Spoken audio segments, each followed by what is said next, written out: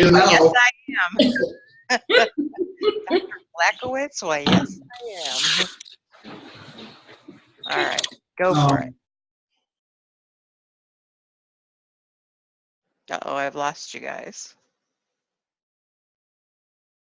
Hello? Nope, you guys are gone.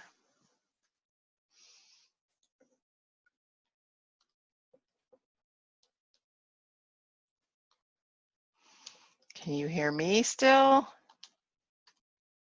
I'm the one that's not recording? No, I still have sound.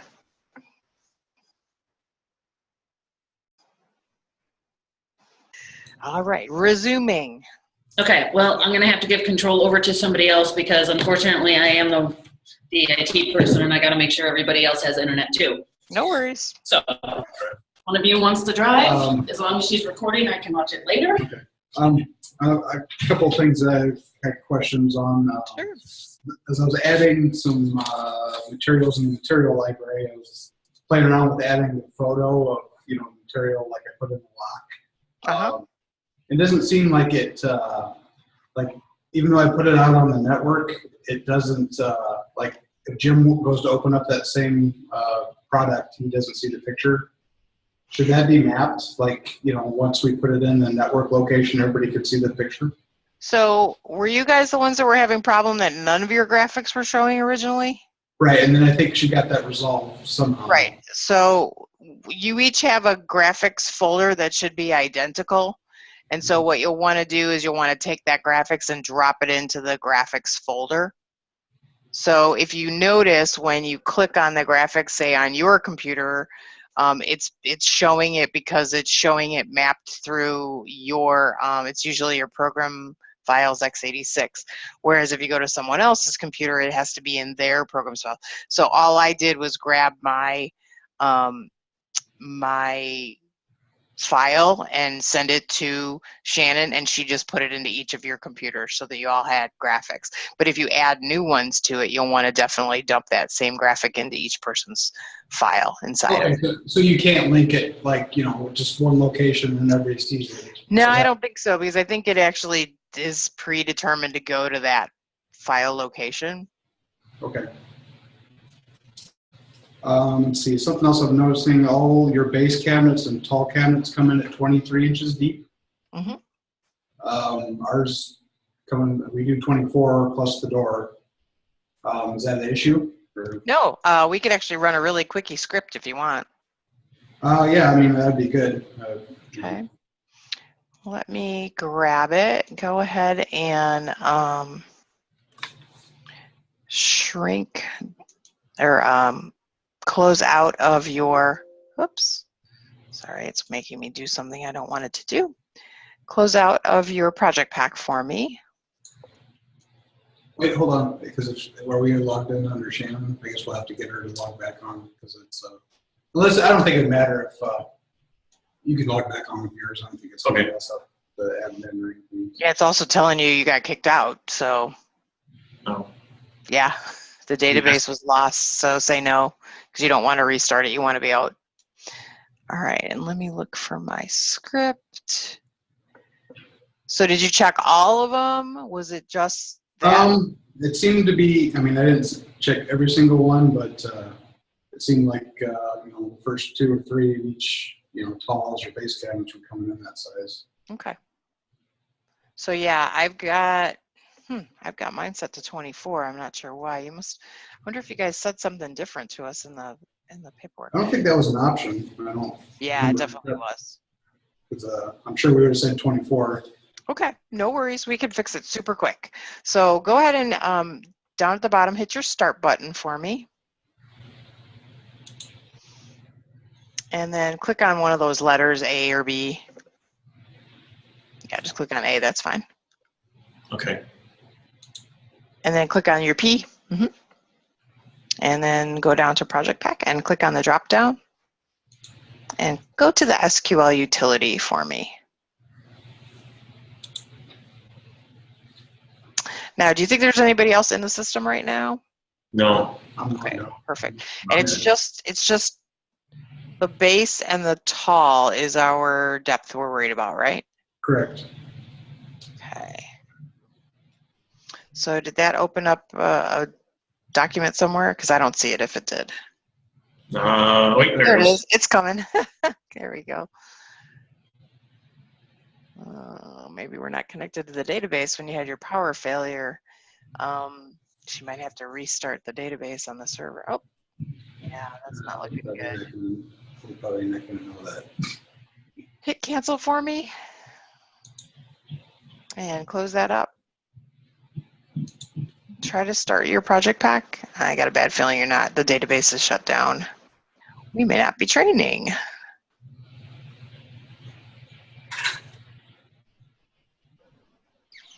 Yeah. So we need to let Shannon know that she probably has to restart the service on the database. Somebody go find her. Okay. Okay. Thanks. Okay. Let's see. While we're waiting, maybe we could talk about, let's see, some other stuff. I noticed we didn't have a Cove solid surface top, but I did notice that there was a little checkbox, like we could, that would be an option, like we could make a product like that.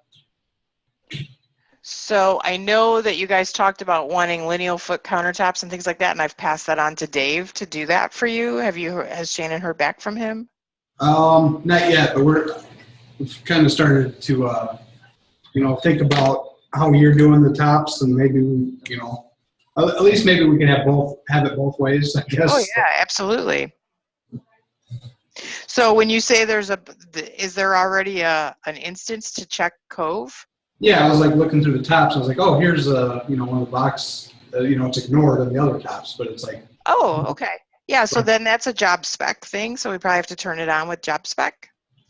So if it's a Cove, we want to just go ahead and click the job spec and make it a Cove top. Okay. And until we can get in and see it, that's like I'm talking Japanese to you at the moment, right?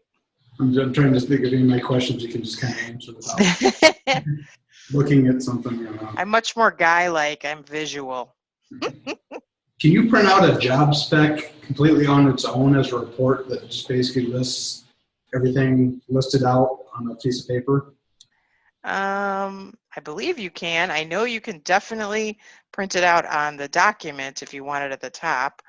But yeah, I saw that option, but I just wondering if just we check want that. That's a great question. Let me see if you can run a report that is your job spec. Hang on, let me open up a quote since we're just kind of playing around.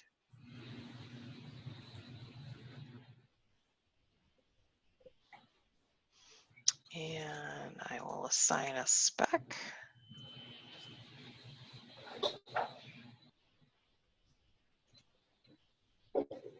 Okay.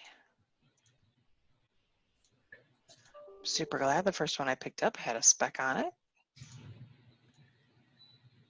Okay, and I probably got to check my information. It's all, what the spec's going to print is going to be all the stuff that you have written in the description. Okay. So when you modify it, you definitely want to put in all the info. Like if you picked a specific laminate, you'd put that in there, et cetera, et cetera, et cetera. Okay, so now let's see if there's a report. Report, estimate, details, parts cost. I don't see one. I wonder if it is only on the actual document. Wow. So we could, if that's only in the document, we could probably add that to say our takeoff we give to our drafters. Oh, absolutely. So when you go into the documents, you've got the ability to, on your document, and this is on any document you choose, quotation, takeoff, whatever, there's a little box that's right above the alternates that says, and let me share my screen with you. Let's do that. Yeah. You can see what I'm doing. We're not sitting around doing nothing for a few minutes. How about that? All right. You see me? Yep. Okay. And you see the screen right where I'm moving my mouse? Okay. So right here, you've got the ability to print the job spec, and you can not print it. You can print the spec description, so everything I wrote about it. You could just print the category and the subcategory, so every single thing you want, every check you made can be shown on this one, or you can print just the category information. So I usually just do the description. That makes the most sense to me. And so then where my spec comes in is right here. So it's coming in right here. This is my header. And then right below it is my actual spec. So the info goes here was my spec. So if I had a whole bunch of stuff, that's the way it would show everything. Yeah, we're trying to work on the takeoff report, basically our internal report. Mm-hmm. Have pricing on it. They'll go with, drafting that people want to pull up. Right. So you could do the same thing on the takeoff, and you could again, print that spec or print. Well, I'll go even further and I'll print the subcategory info, and then you can see what that looks like. So now these are my subcategories. So it's really broken out. Base cab, job spec, boom. Those are the things I changed. So it's only going to show you the basics that you just changed, I think, because that's all I changed about it. But could you print out the whole spec if you wanted to, or? I think so, yeah. Let's try it the other way.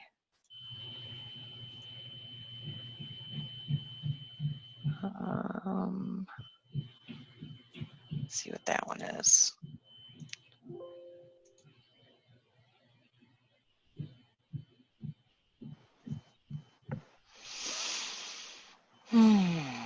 Nope, I think it's just whatever is not the norm.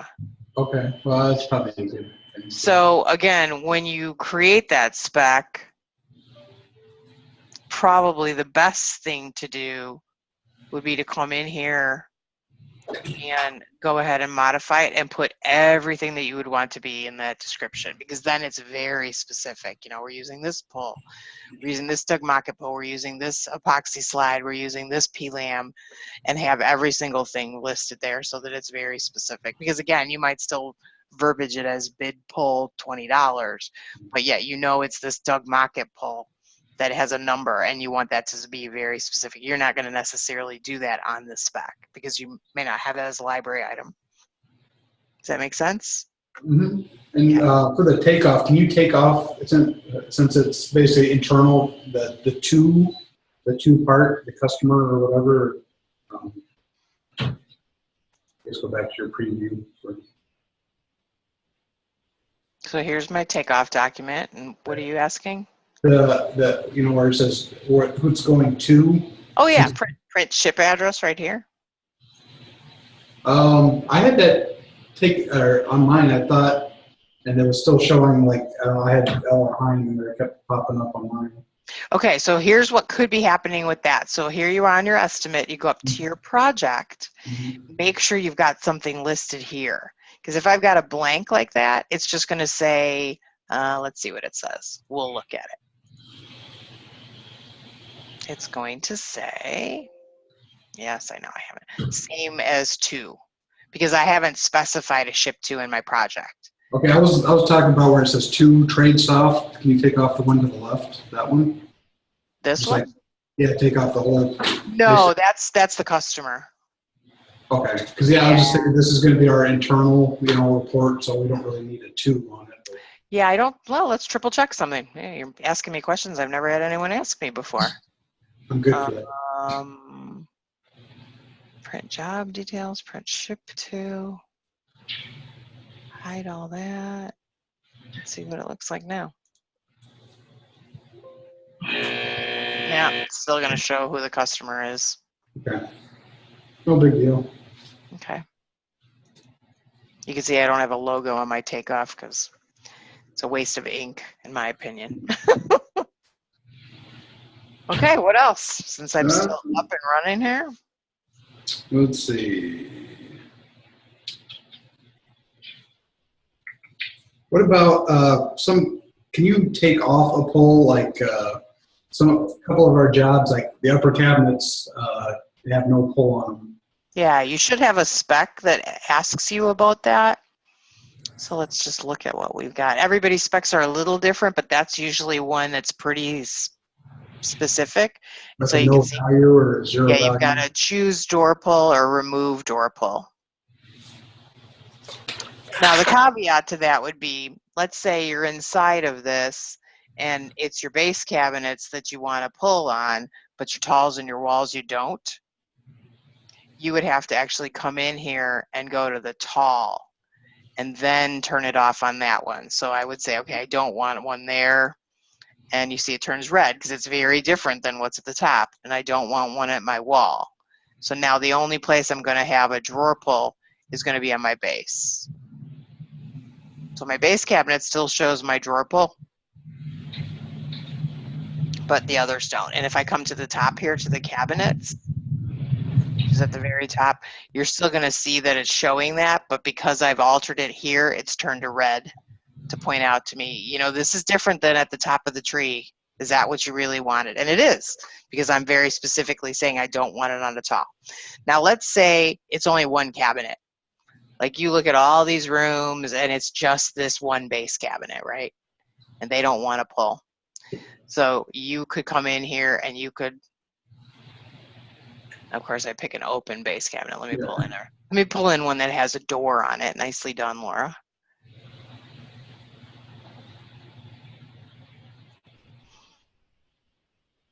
I was going to ask you, your ADA sink apron, is that basically the angled ADA assembly? Yep. Yep. So now I would open this up and I will go to where my door is, and I can do one of two things. I could ignore it just by coming here and ignoring it, which will actually take it just off that cabinet. So now the cost is no longer there. Okay. Now, say you have a job that the only thing different is the pole. Mm-hmm. You want to do that through job spec, or would you? I mean, that's so basic. I would not. I would literally come to one of them, and if I want to say that they're all different, this is not this wire satin, I would just double click it, and I would go to my replace library item. I would pick this $9 one. That's my glass pull. Put it there. Now, it specifically asks me a question. Hey, please indicate the scope of the change by selecting one or more of the trees after you make your selection. So we made our selection. So now I'm going to say I want the whole job. So I'm going to come to the base bid. I'm going to click continue. It's going to ask me. I want it to be all the occurrences in this, but if it was just one specific subset of products, I could actually pick which one it was. But I want it to be all of them. I click OK. It updates all 3 lines that have a pull. Now they're all glass. Okay, now say you add more products after you've done that. Will it come in? No. So you'd want to do that towards the end of the job. Right, and it would be one of those things where the customer came to you before you had submitted it and said, hey, you know what, could you put a budget pull in there? We just don't know. And you're like, okay. And so you come in and you pull in, you know, your $5 pull just so that you're covered. And you let them know that. And you can always then, of course, if they come back and they pick a $20 pull, well, now you got your change order stuff ready. Because that isn't the pull you all picked in the beginning. But yeah, if we open. I guess say that, you know, in the beginning that the only thing different is the pull. You'd still, you know, I guess in the beginning do a job spec based on that then? I wouldn't. I would do exactly what we just did. I just do a replace once the job's all done. You know, once I've quoted the whole job, I would just replace that one thing. I would even do that if it's only 2 things. Okay, yeah. I wouldn't create a spec. We're going to end up with a lot of job specs if we do that for every single. Well, and again, remember, you're not going to turn every spec into a template. So Right. You're going to create a spec that's just for this particular quote. And then, you know, down the road, if you say, wow, that spec was really cool. I used to use the rule of 3s. So if I created a similar spec, or I thought of a spec that I really, really liked, I might have then turned it in again to a true template. I do think that when you're first learning about specs, which is right now, a great teaching tool is to go ahead and create a couple of templates. You know, use it in the job, make a maple one, because that's one of your other things, and turn that into a template that you could use again. And then the next time you have a wood one, you might actually pull that maple in and turn that one into an oak and then say, hey, you know what, I'm going to make that a template. But honestly, you're not going to turn every single thing that you make into a template. So if you pull a maple one in and the only thing in that maple that's really being changed other than all the wood is the pull, you're just going to change that pull and you're going to keep that same template the way it is, but It's just a new one for this quote because the pull's different on that job.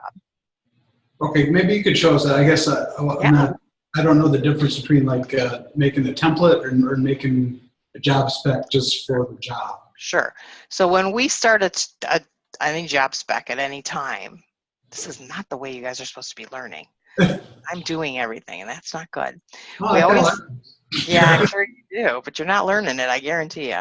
So whenever you start, you always right-click and choose what you're going to do.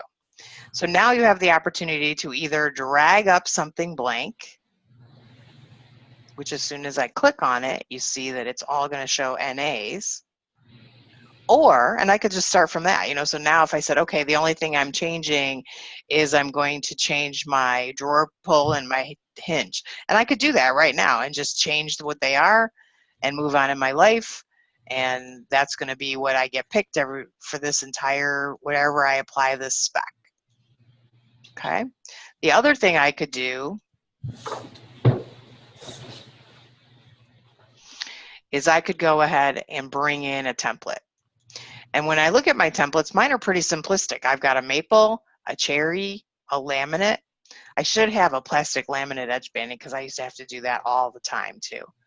But if I wanted to do, say, a wood one, I could bring in that cherry and attach it to this. And now my entire spec is made up of cherry wood, but I would probably come in here and check, okay, what is the pull I picked? Because that may not be the same as what it was when I first made that spec. So I might come in, or it's not a melamine drawer box, it's a balloon meta box drawer box for me on this one. So I might then come in and make those kinds of changes. Well, now, even though this was marked as cherry, I've called this test 2. That spec hasn't been touched. There's nothing different about that spec now. So it's its own brand new entity here. And if I don't turn this one into a template, it's just going to sit there the way it was as a cherry. So okay, now it just lives here. I was not in the actual estimate. I think I was outside the estimate trying to make, like a template. That's why I didn't see it. Yeah, I would prefer you guys don't come over here and use define job specs templates. Do it inside of your jobs because it's more fun because now I can apply it and I can see what it did. So if I apply that spec here, which is that cherry,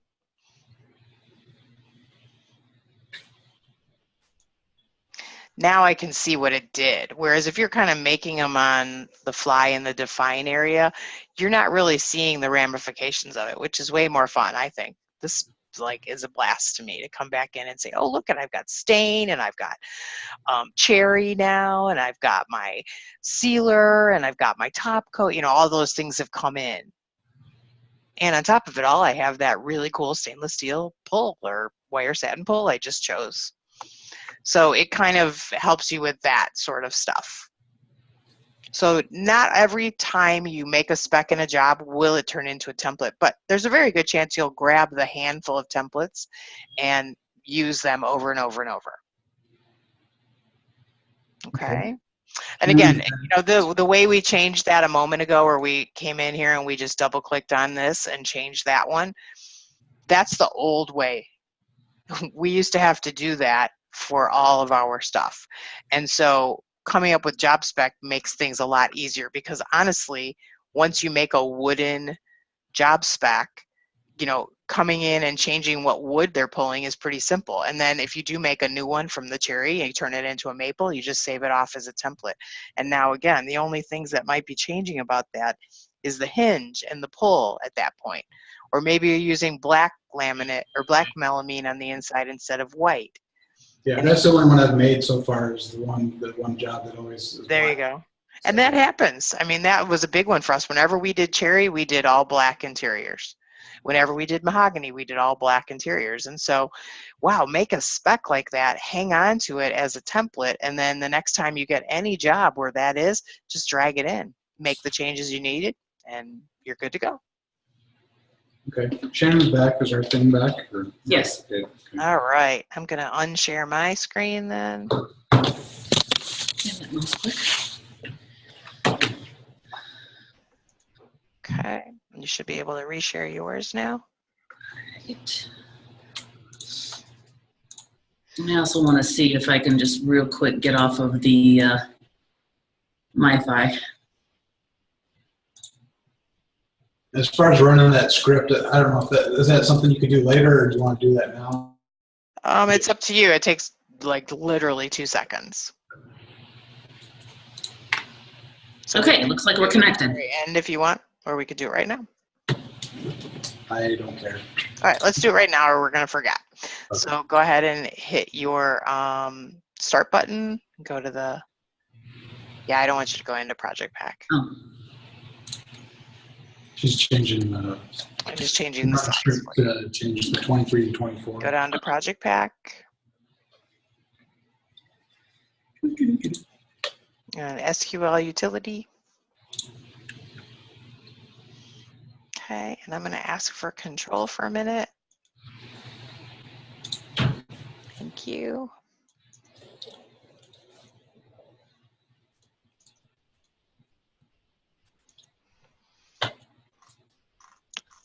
Well, that is not what I wanted to copy. That's obviously what the last thing you guys copied. That doesn't mean anything. All right, well, that was funny. Let's see if I can make that not happen again. Okay, so I've got 24 depth, 84 height for a tall. Yep. Right. And then for the base, 24 depth, 34 and a half for the height. Yep. Is that right? Mm-hmm. Okay. Okay. Go ahead and start it back up again, Project Pack.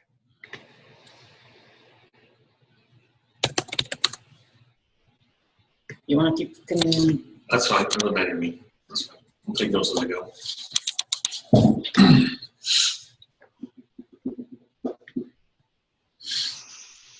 All righty. So let's go ahead and open up. Now it's not going to have updated that estimate that we were working in, the test. So let's go ahead and open up Stroger or your test. And then let's drag in one of those base cabinets and make sure that it did update it for our future. Go to one of your summary nodes.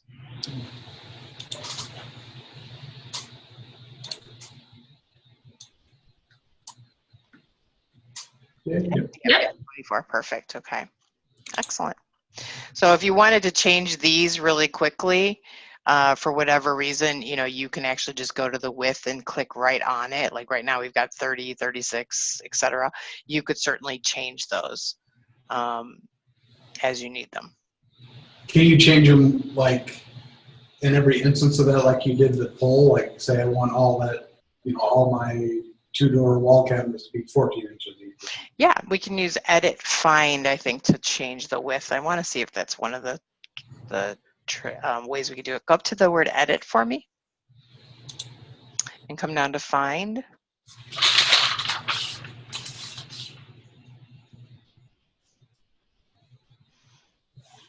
I only have one screen, so I don't know where it went. Okay. Click on the icon at the bottom there and see if it's behind it. Nope. Try it again.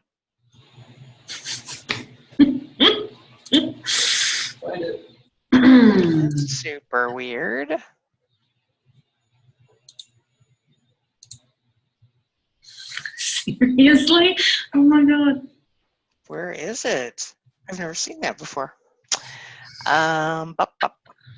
Close out a project pack and open it back up again for me.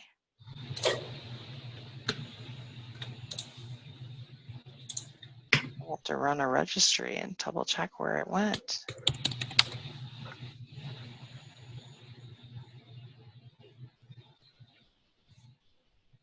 Go ahead and open that same quote we were working in when you get done spinning. Spinning, spinning. So quiet, no machines. Oh, they're running. Oh, are they? Oh, I thought yeah. everybody was gone by now. Wow. Okay, let's try something real quick. Close out a project pack. Type registry or REGEDIT in that search for me. REG. EDIT. Grab that run command. Let's see, that was the edit find. So let's go up to the ease. And let's say edit find. Come on down. Looks like it's just starting out with the word find. So do the find change items dialog. That's the one that's missing. Just right click on the word itself and choose delete. And do find change items view as well. Right click on that one. Okay, and close it up. And start it up again.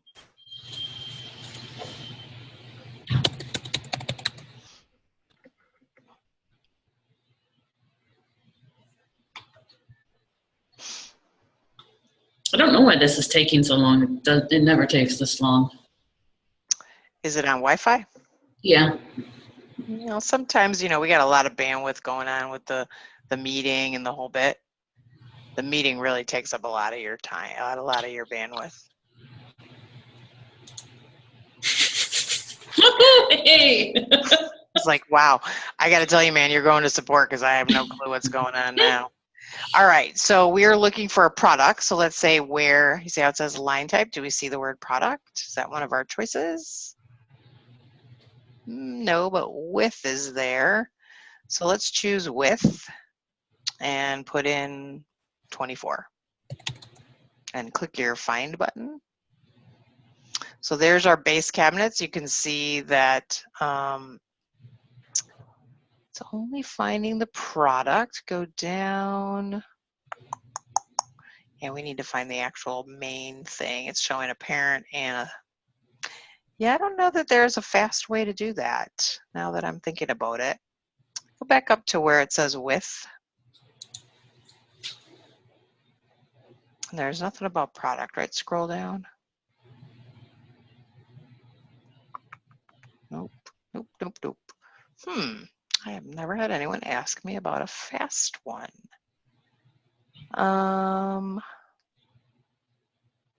What about assembly code? Click on assembly code and pull it down a little bit so we can see behind us what the assembly code is for the base cab. Oops. Yeah, we just need to see the grid behind us, so just smush it down a little bit. So BD10D. Click the find button. Yeah, maybe make it all caps. Is it that picky? BD01. It's B1 D1 D0. I mean. B1 D1. No, D0. It's right above you, highlighted. D. There you go. Capital D. D1. Nope, not one. No one. Hit the find. There you go. So if we had a bunch of these cabinets in here, we could absolutely then do that. Hit add to change grid for me.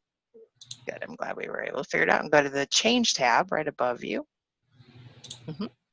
And now where it says line type, change it to width. And put in 35. So it's something weird. And hit change all. And you can see it immediately changed it right there for you. So that would be the way you could mass change it. Okay. Okay. Well, go ahead and close that. What else? Let's see. Like some items, like I don't know, like I was looking at tea molding, and that had, that has shipping associated with it. Is there any way to, like, associate shipping with the item? Or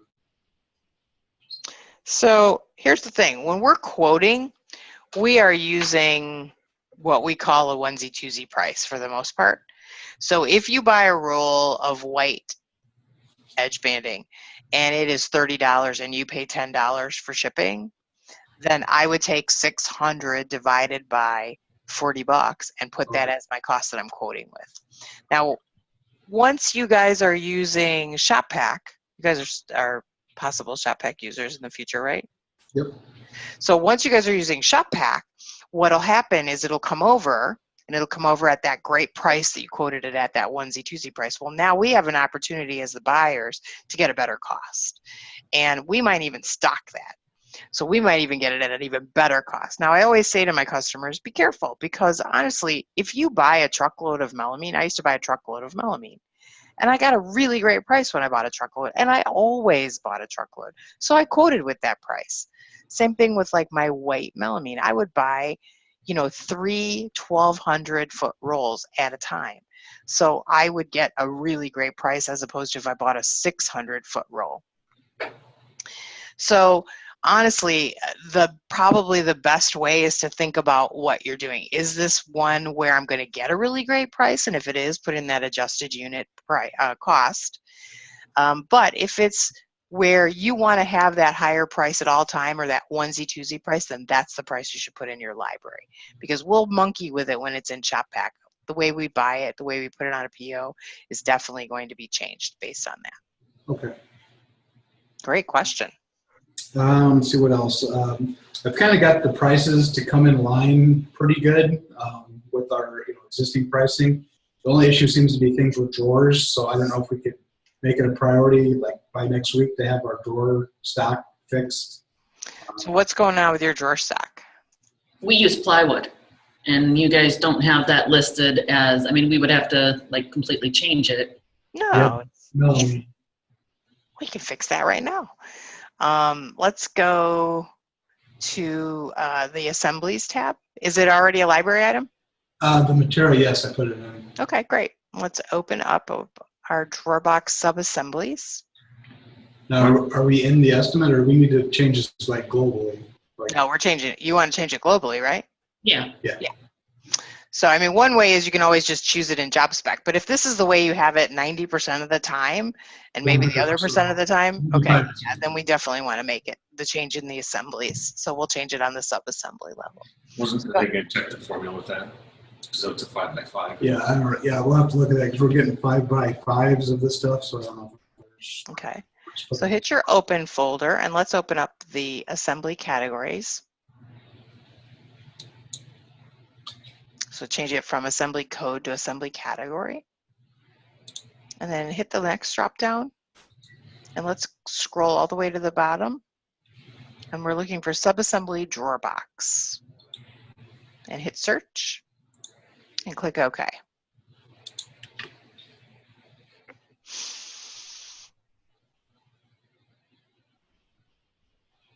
Any clue what SW means? Where's next to it? SW file. I have no idea. No clue. Huh. I mean, I'm used to seeing BO for buyout. We don't. Solid wood? Oh, maybe let that might be exactly what it is. Let's open it up a notch. Hit the plus sign for me. Yep, that's exactly what it is. Nice job. So maple soft. So this one's fine, right? This is what you would use. No, it's I use birch ply. even for the solids. Oh, I'm sorry. You're in solid, I guess. Yeah. So let's go to the box one. Whatever our default typical. So right now we've got it as melamine. Yeah. You want this to be birch ply. Okay. So is it sides, back, and bottom are all the same size? Sides of the plywood, bottom is the melamine. Okay, great. So go ahead and double click on that first one for me. Right here? And choose replace library item. And we're going to go look for that library item. We're in. It should be in Cheats, isn't it? No, it's under. Go to. Drawer stock right above you. Yeah, that's right. There you go. And go ahead and grab that. So yeah, it is 5 by 5. I don't know if that messes anything up or. It doesn't. It's a square foot. That's all it cares about. Yep. So click OK. And say continue, because we're going to do everything in here. And click OK. It's going to change 2 things. Perfect. And now our bottom is the white melamine 3/8 below you. Go ahead and double click on that one. And then what would you use for your bottoms? 3/8 melamine. So it is, that's right. Oh, so that's right? Okay, cool. Hit cancel. And then I'm assuming since you're using standard drawer stock, you probably don't use white edge banding on it, right? Correct. Okay, so we can get rid of that one. So highlight.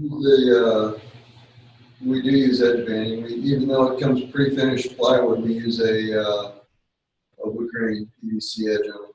Great, let's switch it out then for what we would use. So double click it, replace. Yeah, I don't know if I put that in, so if you've got something to put in as a placeholder or something's close, that'll be fine. Click on the wood for me. You got pre-finished maple. Let's just add it right now. So hit cancel. And let's go to your library books above the word estimate. You know what we use for We'll make something up, and then when you figure out what it really is, you just change the name in the library and it'll change it everywhere in all the assemblies. So we'll call it, you know, wood edge banding for right now, and then when you really find out what it truly is. Otherwise, you can come back in and change it in the subassembly here, but I think it's probably better if we just do it as a library item and then you just change the name of the library. Okay, yeah, just go to banding. Just go to banding. And you said it is PVC? It is PVC, and So just go ahead and double click on, it doesn't matter, any one of them. We're just going to use one of those. Okay. So down in the bottom there, we have the verbiage that says make copy. Go ahead and click that for me. Okay, and let's change the name and everything up top now. So it's PVC wood tape or something, PVC wood. I mean, we can rename it, right? So we Absolutely. I just wanted it to be something. or edge banding or something generic and fix it. There you go, perfect. And you can get rid of all the rest, unless you want to have a size in there. Do you want a size in there? I guess it'd be 3/8 or. no, I don't know what you call it. Okay, yeah, just leave that. We'll tweak it later. Okay. And then what is this? How does it come? What's the unit of measure? Say linear foot coil or yeah. Is it 500, 600? Try 300. I'll leave 328. That's fine. Okay, perfect. And then the cost, you got to guess? Otherwise, you can leave it at that and change that later. 21 cents. Yeah, make it like 5 cents for now, just so I can check. Perfect. Okay. You can even add the supplier if you know it right now. I don't know who that is. Yeah, we'll do that. Click OK. Okay, and click OK again. So now double click on your PVC and do replace and go right to that same place and grab that one instead. Perfect. So now when you go in and update that library item with the right verbiage and everything, it'll change it inside of this drawer box. Okay. Cool. So close up the drawer box, hit the minus sign on 24. Yeah, you want to close it up. Whenever you do something in here, you want to close it back up again. Otherwise, when you pull it in, it's going to come in open. Go ahead and click the save and go ahead and close it, just the one. And then let's go to the file box and do the same thing. My guess is your file box is the same, right? Yep. Okay, so the one, yeah, the one below it. Yeah, one more. There you go. Okay, so we're going to do the exact same thing we just did. Maybe. There we go. Gotta be faster. It's a fast click, apparently. The other way is you can go up to, you can right click and ask it to do that stuff. So it's under sheet goods, drawer stock. And just double click on it or hit the little double arrow. Okay, and the 3/8 white was fine, so we're good on that. And then we just want to put in our wood as well. There you go. Rockin'. Close it up. Hit the minus sign. After you save it, hit the minus sign. Yeah. Now save it again. There you go. Now close it. And we're not going to do anything to the solid wood ones because they're fine, right? Yep. Cool. Nice job. That was a great one, guys. So that's how you can change something out if it's changing forever. Now, let's say you looked at the drawer slides and you saw that they were you didn't like the word ball bearing in them or something. If you change the name everywhere it lives in every single subassembly, which is part of every single assembly, it will actually change the name for you. So if you wanted to add KV to it or something, you could change that just by changing the name of the library. So if we go in and change that edge banding that we just made PVC drawer edge banding to PVC black drawer edge banding, or you put a size, everywhere it lives, it'll show up that way. Okay, it's not going to alter anything that's old though. So if we pulled it into a quote before, it won't change that. So you'd have to re-pull it in. No, see, I didn't know if you had to do both boxes, sets of boxes, or but it did automatically. So. Yeah, so the cool part is that you probably have more actual drawer box some assemblies, but by changing the sub-assembly, even if it lives inside 20 drawer boxes, it's going to fix them all. Yeah, okay, that's fine. Yeah, that's the beauty of the assemblies, is that they are made up of sub-assemblies. So if you look at your base cabinet, you'll see you've got that base material labor. It's inside of all 19 of your base cabinets. Okay. Mailbox. Yeah, I was gonna, I guess first, unless you want to talk about job spec, I was gonna ask how to make one parametric, like assembly for tack surface, like. With formulas? Well, I just basically, for our tack surface, I don't know if we can make that like a square foot price and use the, I've kind of got set up the materials in there, but I wasn't sure exactly how to make that a product, or, basically so it comes in, we kind of know where we want to sell it at and our materials, so we don't really have the labor. I was going to see if we can kind of work backwards to get like a parametric square foot price for tack surfaces. Yeah, you know what? I'm gonna defer you to Dave for that, because honestly, I'm not like write a formula on the fly kind of girl. Okay. So I would be wasting your money thinking it through. I mean, I can probably figure it out if you want to send us an email and detail exactly what it is you want. I could probably write it up for you that way, but we're not gonna. It's gonna be. You're gonna all be staring at the screen while I'm thinking what form. Well, I guess maybe the parametric isn't the right word. Like, could we make a square foot price using like 3 materials and, just. So if you change the size though, do you want a formula to react to it? Well, no, I mean, I guess I'm saying like we do our tack surface as a total square footage price. Okay. So is it always the same amount of size, or is it just 12 inches Well, always? like, we kind of do it like for each room. Like it's, we put in, this room's got, 20 feet of it, and then the next room's got 40 feet of it. And it's just kind Yeah, so we definitely would want to put a formula against that, so that if you changed it from 20 feet to 50 feet, it would actually just multiply it out with that formula. And you'd want to have labor that does the same thing. And so, yeah, let's, if you can either hang on to it until we get Dave into one of our meetings with us, or if you want to write it up and send it to us. I know he's going to do the other thing for you, the lineal foot countertop, so maybe we just have him do that too. Or if you guys want to really learn, we'll have him show us, because honestly, I think I'd kind of like to see. Yeah. So I'll maybe definitely see if I can get him to come into our next meeting, maybe next week. that mailbox, I assume it'd probably be the same thing unless you have a product already. I'd like to see if we could do a parametric thing for open mail cabinets like this, where we just, okay, they are 4 wide by 15 high, and then the next project they might be 6 wide by 4 high. Do you have something like that? We don't, but he will absolutely be able to write that for you. Okay. So let's, I'll definitely ask him to come and be a part. Let me just look at the calendar here and see if he's got anything at the exact same time next week. Every single job I bid, I think the mail thing is a different size, and it drives me nuts. So. Yeah, next Tuesday he is booked, but next Friday he doesn't have anything. So I'm going to go ahead and add him to our Friday meeting so that he realizes that we need him too.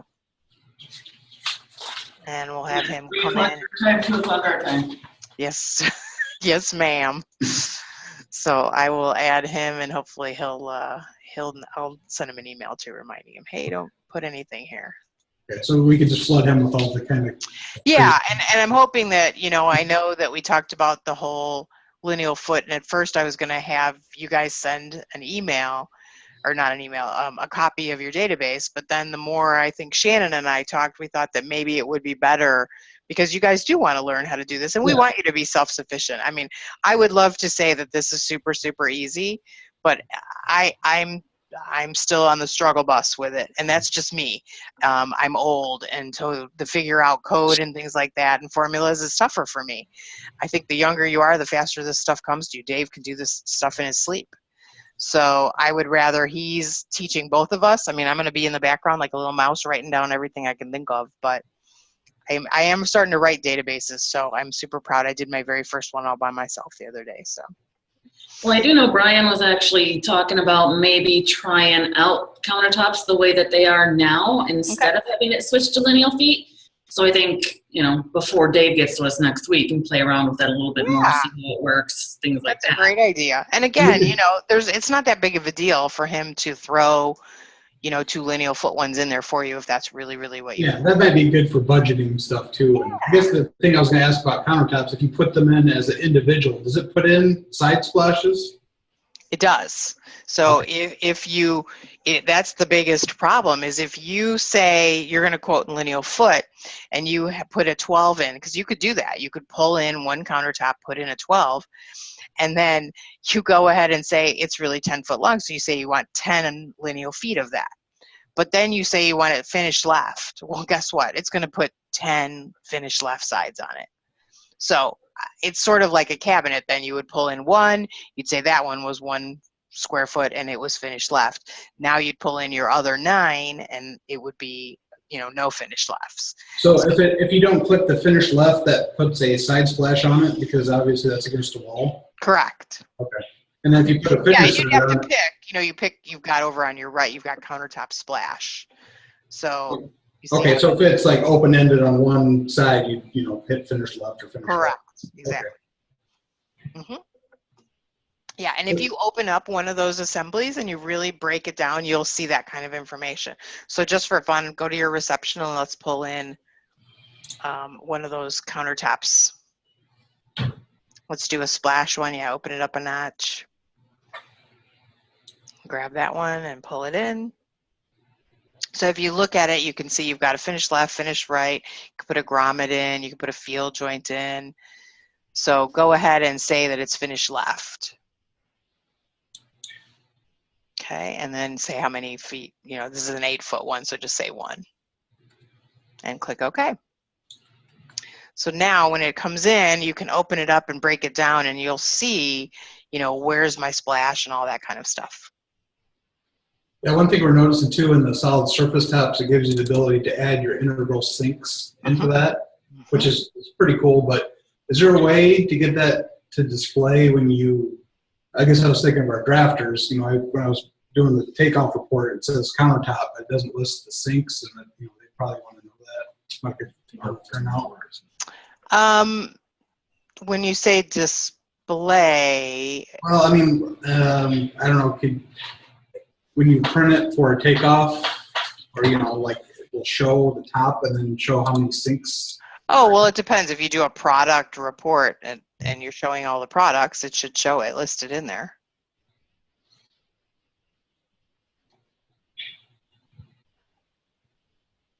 So there's all your products.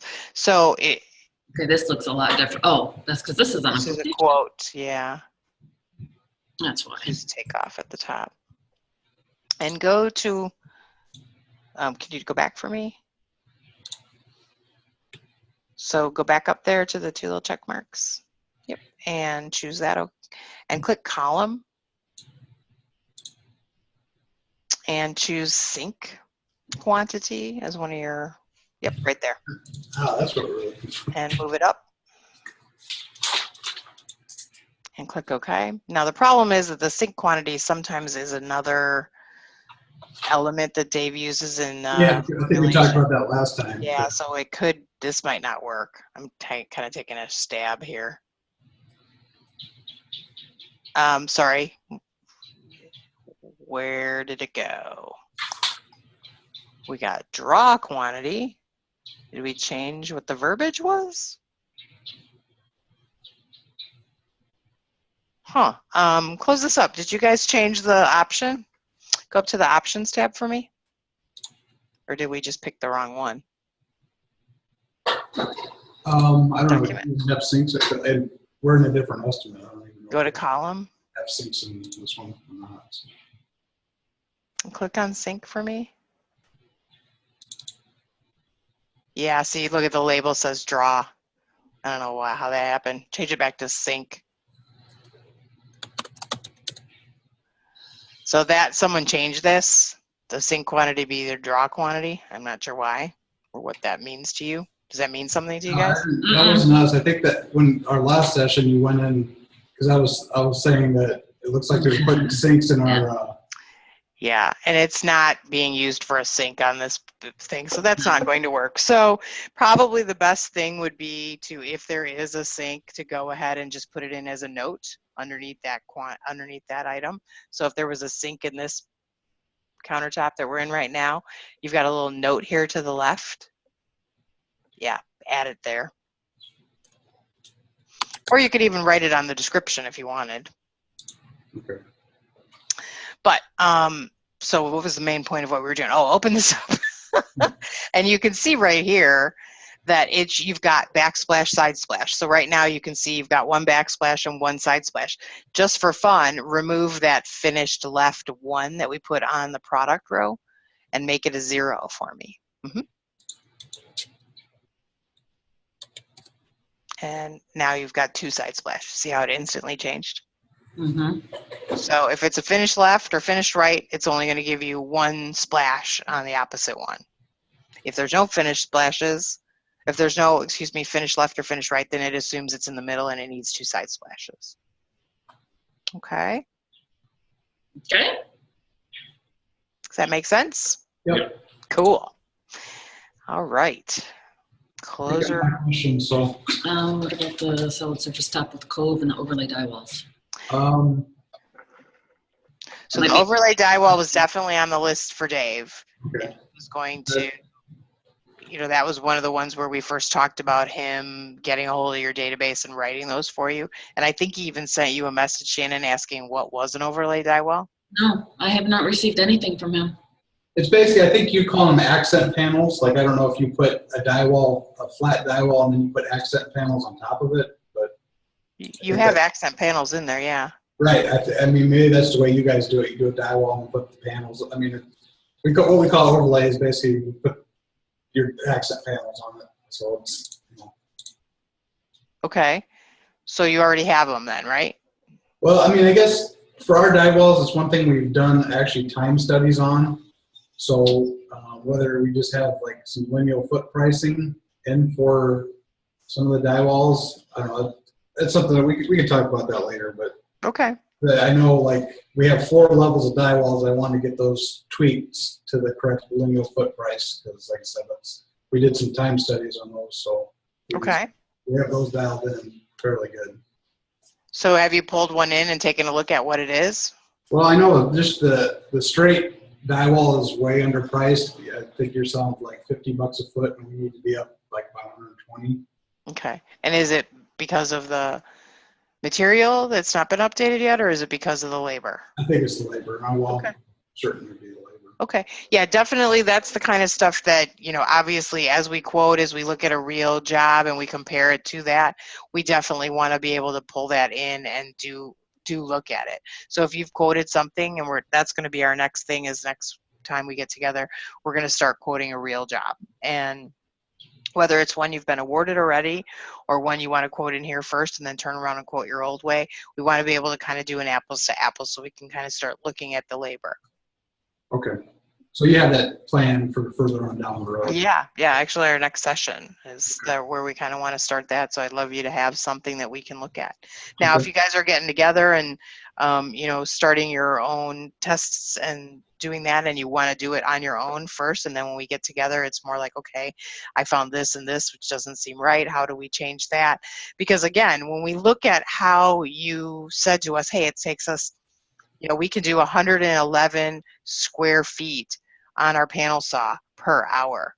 And you then look at your stuff and you realize that that's way off when we pull it in and you're really looking at that one-to-one. Where did that number come from?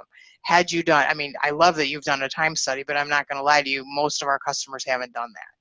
So until you do that kind of stuff, where did you get that number of 111, So it's kind of one of those things where we're going to definitely play with these things. We're going to play with the the overhead. We're going to play with the profit. We're going to play with the dollar amount.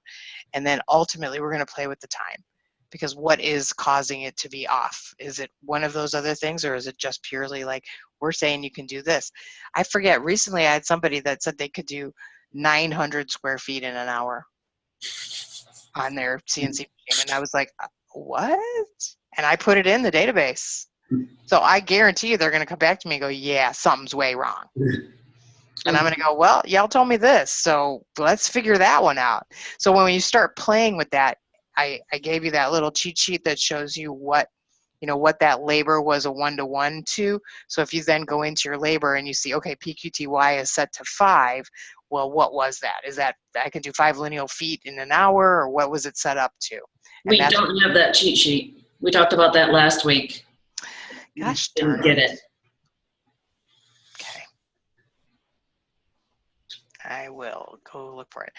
Horizon Group cheat sheet. I will ask him for it. Just a quick question.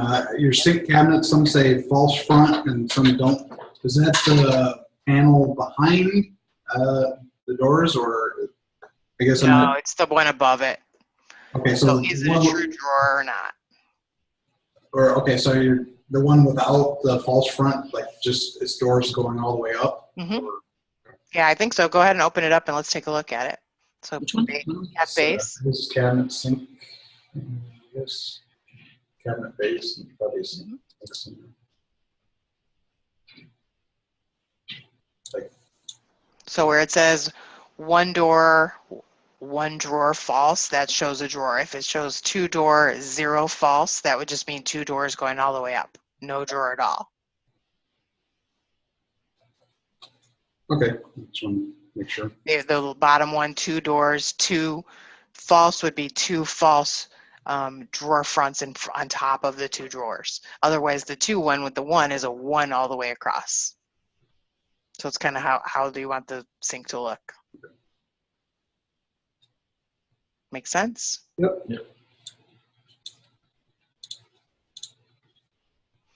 I just The question that it kind of popped into my head as I was thinking, you were talking about we were going to start doing real quotes next week. Mm-hmm. The Plan Swift add-in, was that part of Project Pack or Shop Pack? It's part of Project Pack. Yeah, that's something we played around with before. We didn't really use it, so, with our current system.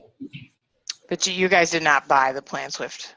Right. Okay. Yeah. Okay. So we played around with it with our current one, and we didn't find ourselves using it too much. Yeah, it's one of those things where, if 50% of the time when you're in Plan Swift, everything you're doing is a custom one-off, it's not great. Because honestly, you're taking the time to go through your drawings, you're pulling in all those things with the link, you're doing all those cabinets that work, that are exactly an assembly like this. But then the other 50% of the time you're coming back into Project Pack and you're creating those custom one-offs. You might as well just stick in Project Pack and use your Plan Swift as your drawings to see them. Yeah, that's kind of what we were doing. Yeah. So, and it's really interesting because we have a lot, we did big hospitals. So, you would do hundreds of rooms that were almost exactly the same. Plan Swift plugin was great for that. We could give it to a junior person. They would do all that grunt work stuff. And then they would give it off to a senior estimator who would then go in and do all the custom pieces. But I'm telling you, it was more like, 85% was being able to do just pulling in those assemblies, and 15% was the custom-y stuff. Whereas if you guys are more 50-50, which I think is more the norm, yeah, it's not. It's my favorite plugin that we have because of what it can do for you, but it only works if you're not doing a lot of custom stuff. Speaking of custom stuff, are you feeling comfortable with making a custom one-off?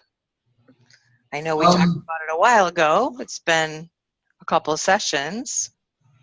I was kind of playing around with kind of how to do like a custom die wall, which what I've been doing is we kind of pull in our baseline as the die wall lineal foot, and we kind of put add-ons on top of it. Mm-hmm. And I was doing that, and I was, I guess, looking at the reports. I was wondering if you can get because like the one I was doing had I had my drywall and I just threw in like a sheet of solid surface and some labor, assuming that smacks in on the drywall. Sure. Yeah. But when it printed on the report, it just kind of said reception desk. So I did. And when we do like incentives for people, the builders, and I don't know if that would really just, I'm thinking of our internal takeoff of how that's going to display so they could see that, there's a lot more involved with this desk than it just says desk and a price. Right. Well, and it kind of depends, are we showing all of our products on a regular basis? And if we are, then it might be better to go ahead and right click on that summary node you brought in and pull in your drywall, like you said, as an assembly, and then right click and make a new product that doesn't exist and call it whatever you want to call it, solid surface, and then bring the material into that one and then right click and do the other parts that you're, the front of it or whatever else you want to do. So that even though it's one entity, you've got those 3 products underneath so that when you print it out, you see all that information. Does that make sense? Yeah, absolutely. So let's go up to base bid and right click and choose add summary. And let's call it custom drywall. Just makes more sense, right?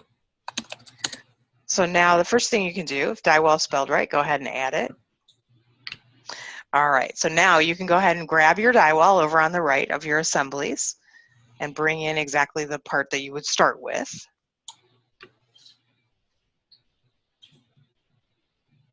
And give me a quantity. It's a 12-foot section. So say 1. Okay. So now it's going to show that, but now we can add the other things that we wanted to add. So you can right click on our custom drywall over on the left in our tree, and you're going to choose add product. So now you can call it whatever you want, solid surface or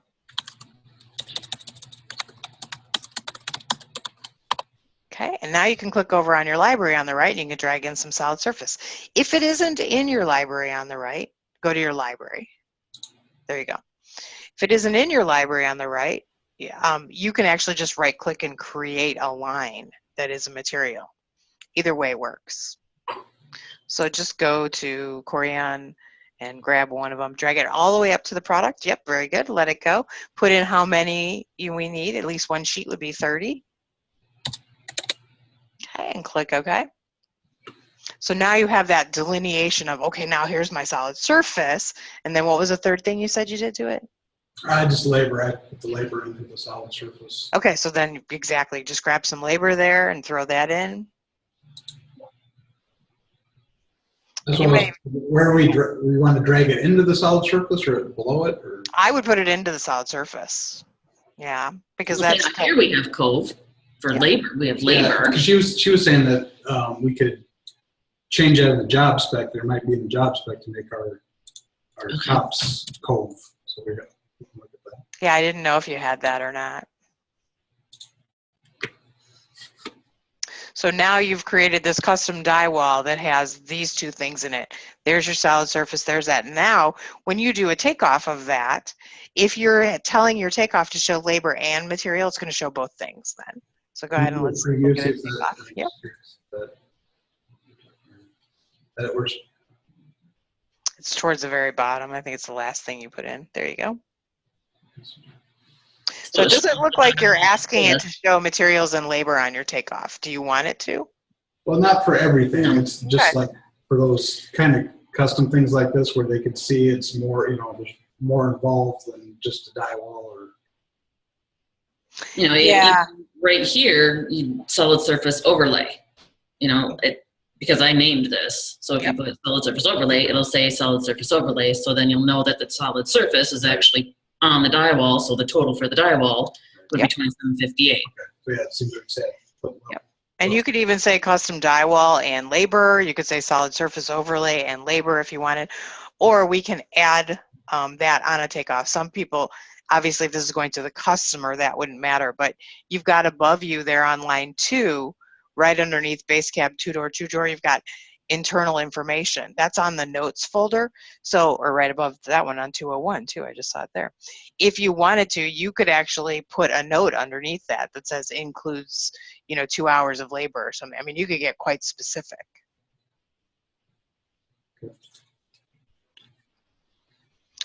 And you could do that on the row even. So if you do it as a row note, and then that's the only thing that's chosen for a takeoff, then that will show there. Whereas for a quotation, the notes are not being shown, let's say. You wouldn't show the row notes. I prefer it this way as far as incentives go. Okay, well, there you go.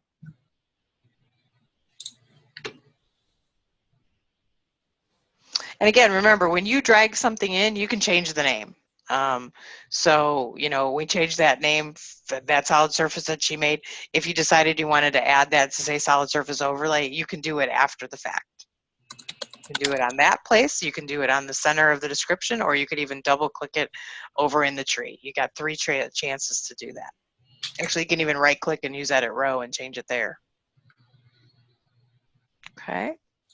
And remember, you can also change the, let's say for something like that, you wanted to change the profit margin. It's kind of a weird one. I want to change the profit margin on that. You can scroll over, find, you got overhead, and apparently profit's not there. But let's say for the overhead, you wanted to change the overhead on that Corian to be 25%. If you change it to 25 right now, and tab out, it changes to red to tell you, hey, you changed this manually. But it does change it for you, and it's only on that place. And you can even use edit find to do that too. So if you had Corian splattered all throughout the job and you wanted to change that material, you could do that.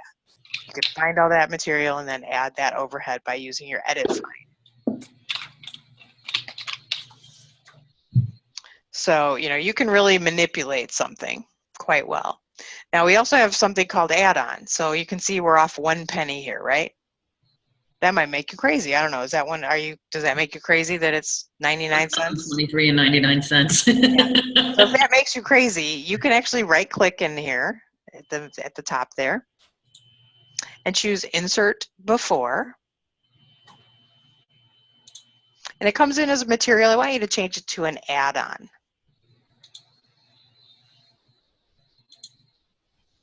Okay. So now you can right-click on that description and choose Edit Row. And you can put in a quantity of 1 and change the unit measure, or the unit, yeah, change it to an each, that's fine.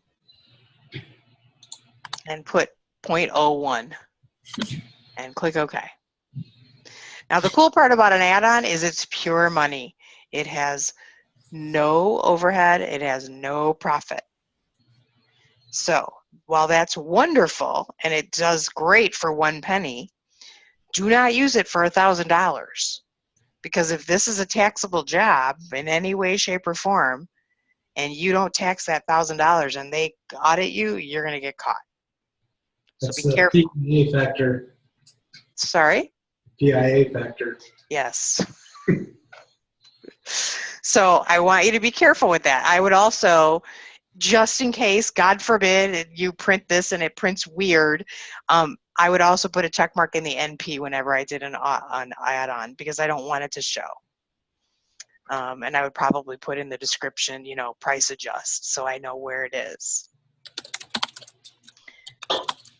Now, even cooler, if you do a bunch of those, like a bunch of pennies here and there, and you kind of want to see them at the end, you can actually go ahead and put in a note, a row note. So click on the number 1 and set a bookmark for me.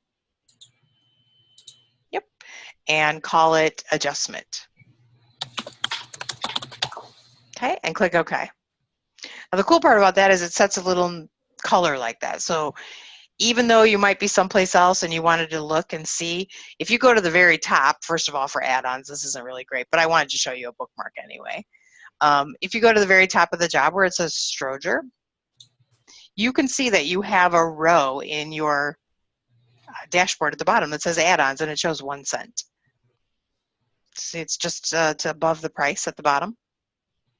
Yep, up a little bit. It says add-ons. Oh, right there. Yep.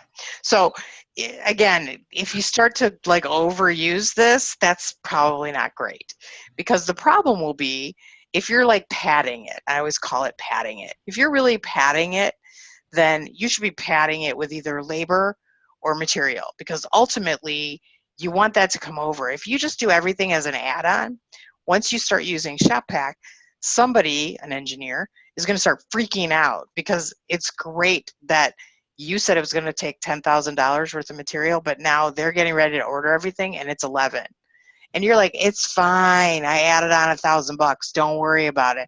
Well, guess what? That doesn't translate as well to your job cost. It starts to look bizarre. And I know estimators do that. It's fine. I got it. Yeah, break them of that. Yeah. So I like to break you of that. So it's great for a penny here or there. I never cared if it was off a cent here or there, because honestly, by the time it comes over into shop pack, if you're working with a big GC, they either care and they're like, this is the cost, and you're like, okay, I'm changing it to that, or they don't care at all and they leave it as the pennies. But some people get really wonky about that, so I always like to show this pure money. And so it's a fun thing to use, especially if you're not getting taxed, but don't get crazy with it. I usually don't like to see an add-on at more than about $5, because if you're doing that, what is it you're adding? What's happening? So just be careful. I'm admonishing you. Do you get that? Don't do that. I know that in 3 months I'm going to come in. I'm going to see a $2,000 add-on. I'm going to be like, guys, what is that? Well, that's for a really difficult architect that we don't like. There you go. And you know what? And that's okay. But then you probably want to do it with something else. You know, where else can we add it? Can we add it to our profit? I mean, I would just put it in as profit then. If you really have a guy that's a tough guy to work with, then bump up the profit margin on him. It makes much more sense. But let's go back to that bookmark. So now you're at the top of the job. You know you threw a bookmark in there. Maybe you're waiting on a great price. You know, you did this great base estimate, and in that thing you've got some wonky piece of metal that you're still waiting on a price. You threw $1,000 in, but you're not sure if that's right. They come back, they tell you what it is, and you're like, I don't even remember where I put it. I don't know. Right click on that row 1 where we are, it doesn't matter which one you're in, and go to View Bookmarks. Go ahead and make this wider. It's just a wide, skinny box. And now you can see there it is. If you had 50 of them, you'd see all of them. You could probably find which one based on the verbiage and the note that you've written.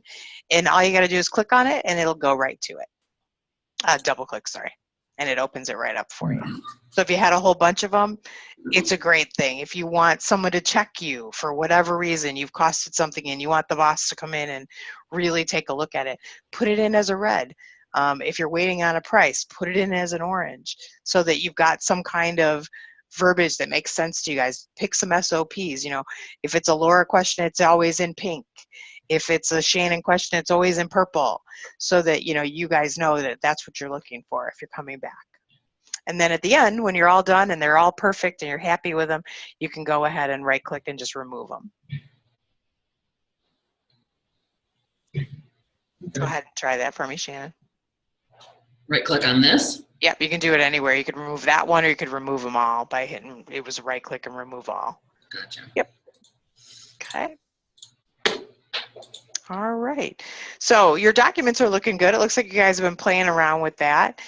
You understand about setting up your headers and your footers.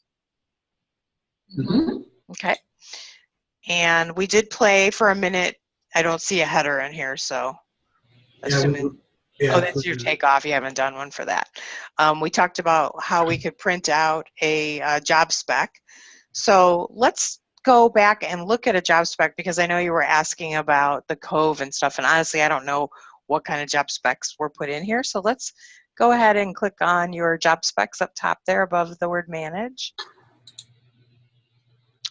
And it doesn't matter, click on test 2, perfect, and go to the countertops.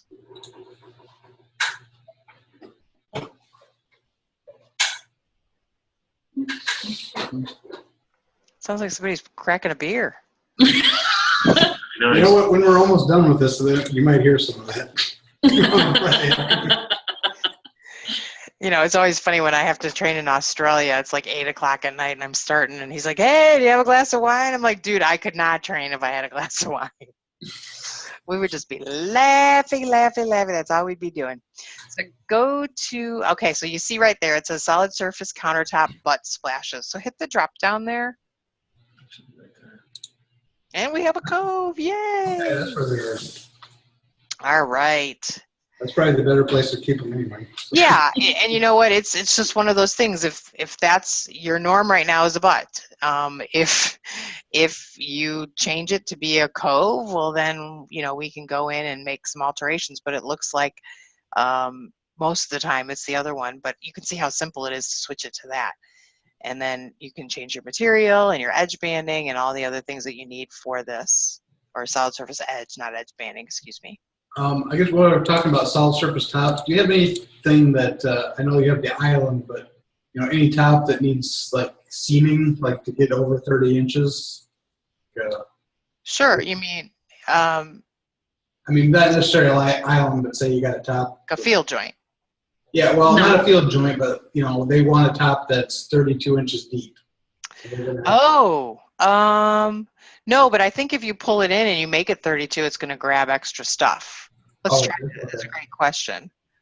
So, yeah, just hit OK and it'll close. On the job spec, we have to apply this back or onto the job, or will it automatically update to the code splash? We have to change it per job. Our default is that butt. No, yeah, but now he's saying because we just changed it. hit the refresh button to be fine. No. No. Hit the refresh button ever. No. Refresh will refresh everything. Oh, Refresh will refresh your, like if you change your library by $100 for everything, it's going to change everything.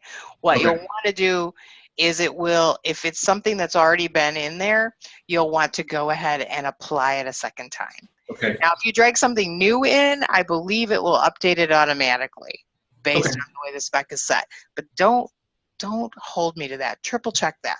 That's a really great question to have. So I think we've got test 2 applied to 006. Let's check. Click over on 006. Nope. That's regular test. Yeah, go to 103. Let's see if we've applied it to any of them. Nope. Go to 102 or 201. Nope. Okay. Apparently we made that one and we haven't applied it to anything. So let's play with this one. All right. So we've got solid surface top and what was the other thing we wanted to check? The one with a depth bigger than. Oh yeah, thank you. God, what time is it?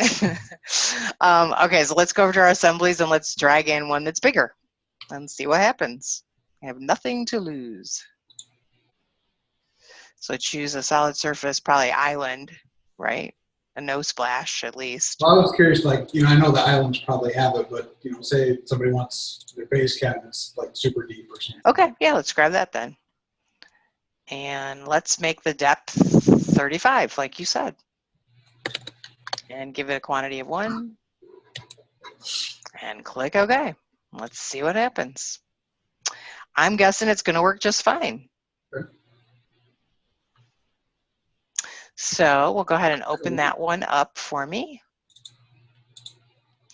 And let's look at the countertop itself. So open up the main first one, yep.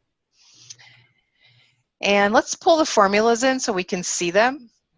So go ahead and go. Yeah, you don't have them. Oh, you do have them. Okay, Yep. so go to the counter material and double click on that, the first one. So you can see it's basing it on the width and the height. So yeah. And then it's dividing it by 144, so it's square foot. Make sense? Well, Yeah, to me it does. I understand that. I mean, so that it is bumping it up if you have to seam it? Yeah, it is giving it a different price because if we go back to here and we go back, the unit price of a regular one is $12.27, and if it has to be seamed at 35 inches, it's $13.52. Well, that could just be the extra material, though. It could be.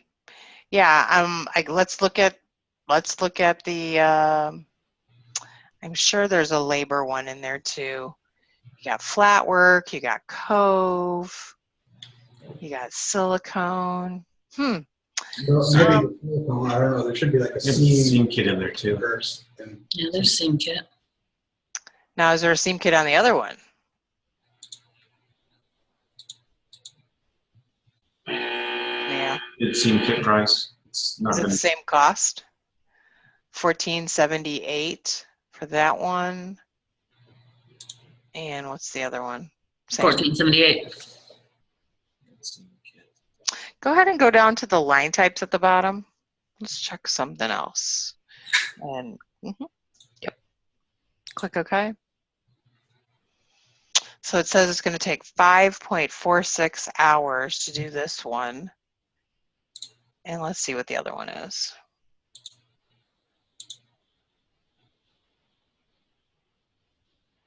Oh, this one's got to be, we've got like a bunch of them in here. We did it wrong. Yeah, close this up. There's way more than one in here. What's our quantity? Scroll back. 8 of them. Yeah, change it to a 1 for me. It's like, holy crap. Something's not working. Okay, and I'll go ahead and click on that one and do your line type. Same thing. Yeah, so it does not look like it is allowing for a seam. So I guess that would be probably a good lesson. I think that, couldn't you do kind of see in the code, like if depth is over 30, then you have then seam labor comes in, something like that. If we have Yeah. So maybe that's something else Dave could teach us, or yeah, seam for laboring the seam if it's over 30 inches needed as a labor op, I think is what we're going to say.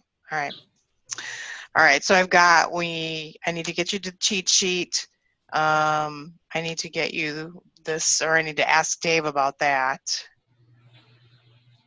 Can you open the product up again and see if it asks if you seam it in there? I think there's a spot in the, click on like edit the.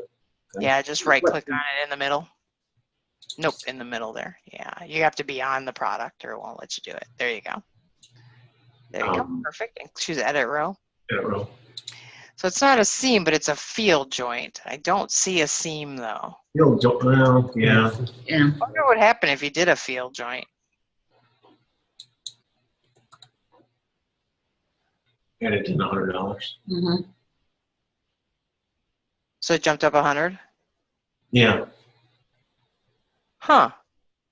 It's almost, okay, and go to the other one and do that. Same thing.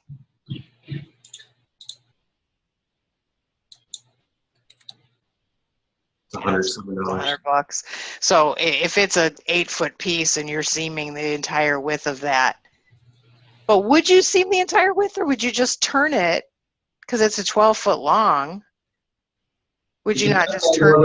It depends on what the material is. Sometimes if it's got a grain, yeah, you have to, seam it the whole length. If it was speckle material, you could probably turn it like you said. So it would just be a case by case. How often do you get one that wants it bigger than a 30-inch top? I don't know. It's occasionally. I mean, you get a reception desk and you get like an area that, for an ADA counter that extends through. It's. Yeah. No, I mean, it sounds like a really logical question. What about the solid surface island? Let's look at that. Maybe there's something in there. Those are, let's take a look at that. Great idea. like, always bigger.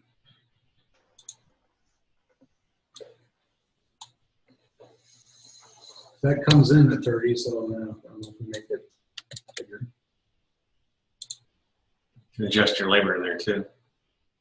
You could? It says adjusted labor. One. That's so fast. Pull in another one, and let's see it again. Oh, so the labor adjust, what that's about is if you're doing a whole bunch of them, you say you could do it faster or slower, so it'll increase it. But let's leave it at, let's put in one at 30. I want to see what the real difference is. Just like we did the other two. Is it a labor thing? Because was there a field joint? I didn't even notice if there was. No. Wow, $400 for making it a little bit bigger. So go ahead and do your line type at the bottom.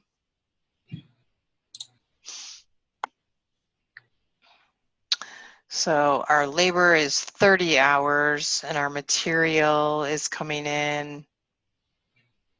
Look at that. We have two. Top labor too.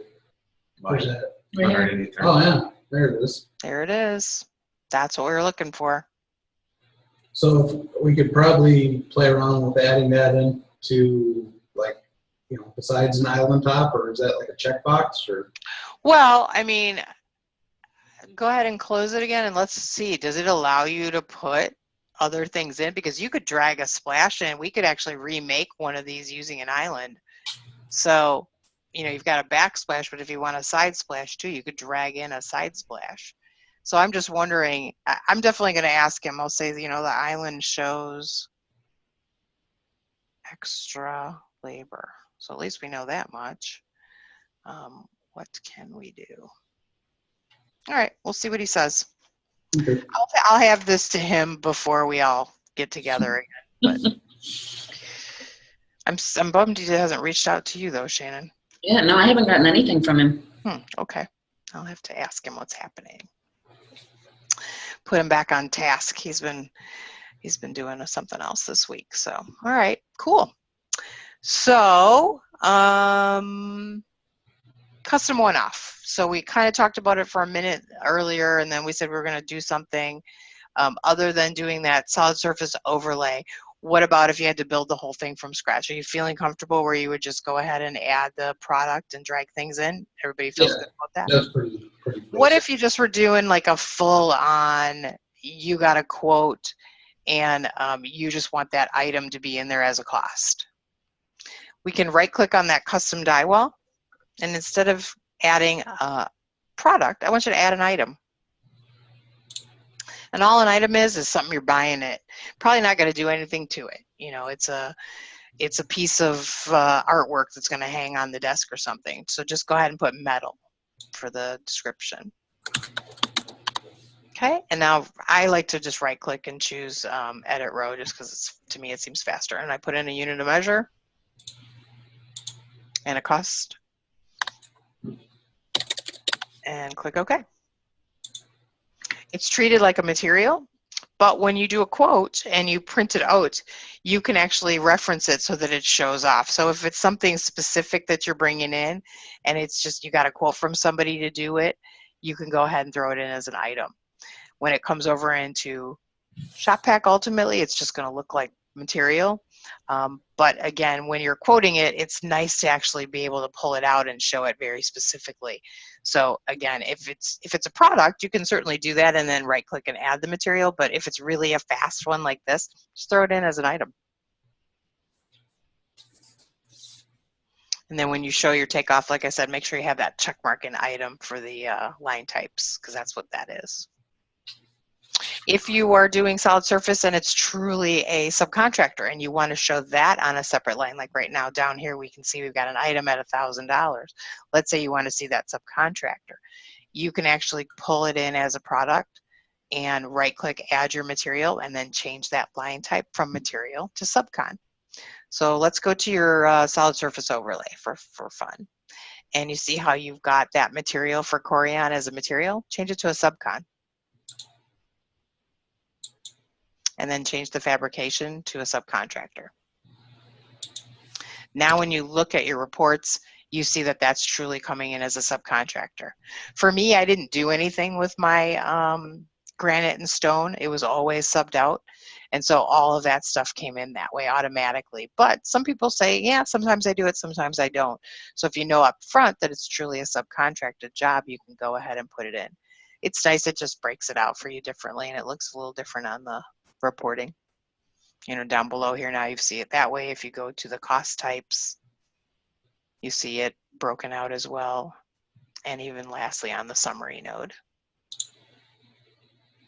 When you do that, do you lose your overhead and profit on that product? Or does that just come in as something else? It comes in differently. Yeah, you've got an overhead set up differently. It doesn't change your profit at all, but your overhead would be, if you go to your two little check marks, your estimate settings, and you go to your overhead percentages. So it looks like you've got your overhead for subcontractor set to 20%, whereas your material's only 5%. Okay, okay. Yeah. And again, if you wanted to change it on a case-by-case basis, you absolutely could. If you want to globally change it for this quote, you could do it right here on the estimate setting. So let's say you said, you know what, I think I want 10% for all this material. You can change it to 10. It will affect just this estimate. But of course, we changed it on just one line item a moment ago, and you saw how easy that was too. Yeah. So you can play with your pricing like abundance of ways. The easiest way, the fastest way to change your price is to go to the top of the tree, stick on Stoger, and go to your summary and click on your estimate settings and click on your defaults and change your profit from 10% to 15. And your price instantly changes, instantly. So unless you changed it somewhere manually within the quote, it will actually stay to whatever that is. So if somebody calls you and says, yeah, we really like your quote, but you got to get down to $20,000. And you're like, wow, I don't know if I can do that. Well, in your brain, as an estimator, you guys probably have some magic number. You're not allowed to go below this amount of profit. So now you can play with your profit and see what it really changes it to. Makes sense? All right. So you got your change orders, you've got your alternates, you've got your ability to invent something on the fly, you've got your ability to pad something with something additional within it. Throwing in a material at any given moment is fine. You look at any cabinetry and you say, I just feel like I gotta change the price a little bit. You know how to do that. You can bring in more labor. You can bring in more material. Solid surface is a great example. You do this quote, you pull in all of this stuff, and you then run a line type analysis. Go ahead and run one. At the very bottom, hit line type and click your preview. Yep. And click OK. And you look at that and you go to the bottom and you're looking for your solid surface stuff. And we've got a subcon in there that we changed the 1. But do we have any others throughout the middle? Go back to the materials. Yeah, bid price solid surface right there. So you can see you've got 112 and then you've got 121. You might add those together and see, am I off? Am I going to need 5.5 sheets? You can't buy a half a sheet. So you're going to have to pad it. You're going to have to bring in a little more material to make it equal the amount of sheets that you really would have to buy. Some people get that's very upsetting to them, especially when it comes to solid surface because it's a big ticket item. When it comes to something like laminate, I wouldn't get too bogged down with that because ultimately it kind of evens itself out. But solid surface or granite, I'm finding that that's a bigger deal. So don't forget, if that's the case and you add those together and you realize this is not going to equal 240, which is 8 sheets, I've got a problem. I gotta pad this and make sure I have enough material and I'm pricing it properly because I have to buy that material. Now maybe you guys stock a whole bunch of it, so I'm talking out of a paper hat. I don't know, do you stock corian and stuff? No. We buy it per job. Okay, so you always have to buy a certain amount of sheets, right? Yep. You can't buy a half a sheet.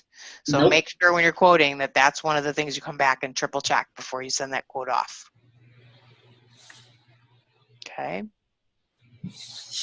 And I'm sure you did that before too because you were doing it by the lineal foot. And so you'd look at how much you had quoted for the job and realize I've only got 5.5 sheets. I got to put 6 in. Is that normal? You agree? Yeah. Okay. Depends on how. Sometimes you had the whole job for really good and trying to get it. What kind of sheets and what. Yeah, it's one of those, if it looks too good to be true, it probably is. I used to hate that when I would run the end of the job costing at the end of the job and I'd look at it and go, oh my God, we did so well. And then I'd really start to pick it apart and go, yeah, crap, we made it out of air. So how does job costing work with shop pack?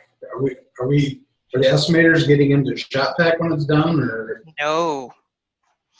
Nope, the estimators are estimators.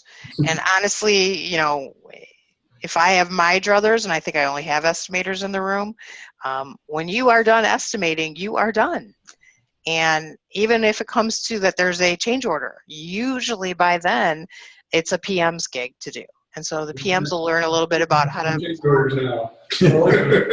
Does that make you happy? Or 6 months. We got this reported. We're playing it back with the PMs. There you go. Well, and I will tell you that this is sometimes what we'll hear from PMs, especially engineering PMs, that are the ones doing the drawings, or they're working in cabinet vision or microfilm. Well, the estimators don't quote well enough. They're not putting in exactly what we need. Yeah. Oh, no, that never happens. Yeah, and it's I sort of want to look at them about the room numbers that we can't get them in the right orders. Yeah, I mean, I'm sorry, but honestly, when it gets to engineering, estimating was guesstimating, and now y'all are drawing it, and honestly, you guys have to tell us what the material is, because what you quoted it as 3 months ago, there's a really good chance that laminate doesn't exist anymore. So were you really going to take the time to add that as a library item and put it? No. You put it in as a job spec, you verbaged it, you said it was Wilson Art Honey Oak, but now Honey Oak is gone. So they have to find out what the new color is, and that's on them. It's not on you. You guys are on like quote number 700 from that one. You don't remember anything about that job. You'd be hard pressed to remember it.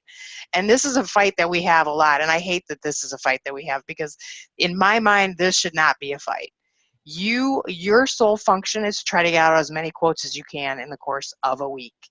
And if you get one for every 5 you quote, oh my God, you're doing amazing. I'm super proud of you. So now it's their gig to delineate out all that information. And do they have microvellum or cabinet vision? Which do they use? Microvellum. The project managers don't use either.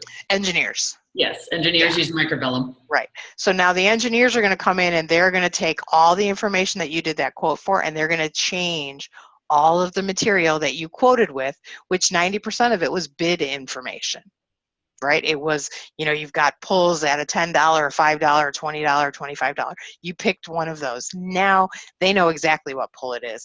It's a Doug Mockett pull and it costs $22.50. They're going to put that information on the material tab for purchasing to purchase, or for PMs to purchase, whoever you guys have do that. So it is a kumbaya circle, but honestly, it kind of ends after you guys are done quoting. So well, now that I guess you brought that, that's a good point. Now, okay, we get the job, it gets converted into project pack. Shop pack. A shop pack, sorry. And then, That's okay. The job has progressed a little bit, and then halfway through the job, they want a change order. Yes. So I'm not going into project pack to send a change or. Yes, you are. Yes, you are. You won't do anything in shop pack. No. Okay. I So, mean, you could, but doing it's it, not the right way. I guess I just want to, once the job's been converted, if it matters what we're doing in project pack. Yeah, so once the job's converted, the base bid will be done, and now they come back and they say, hey, you know what, we don't want that room 101, but we want room 105. And so now it's usually a PM. I do have a couple of smaller customers where their estimators are their PMs, and God love them. I don't know how they do that, but and then they would actually write that change order.